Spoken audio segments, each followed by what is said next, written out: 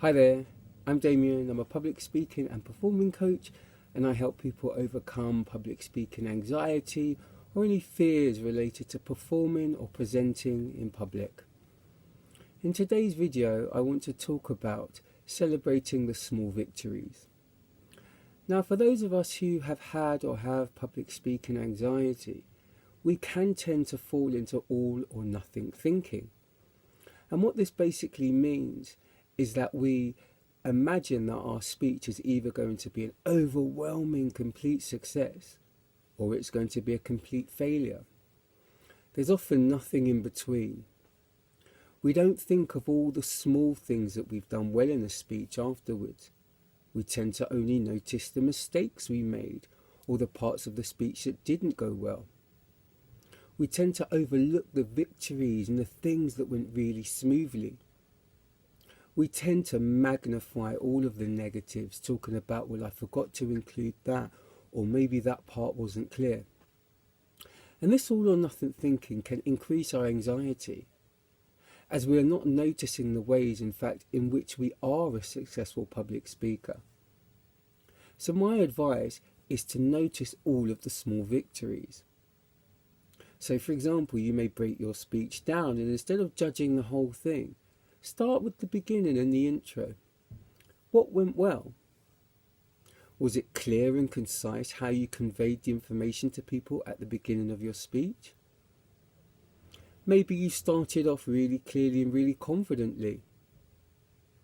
Make a note of this and become aware of all the ways in which the beginning of your presentation went well. Then maybe move to the middle section of the speech. Was there anything there that you can celebrate? Did the information flow smoothly? Did you remember all of the key points?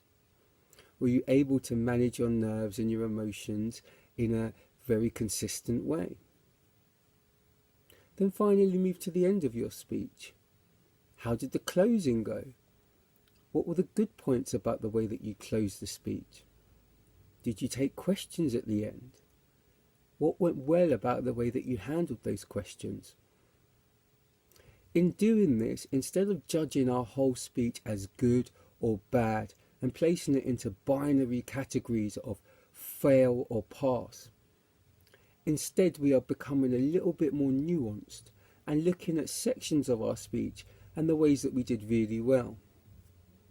Now, of course, there's always room for improvement, and we may look at parts of our speech and say, you know what, I could have done that differently.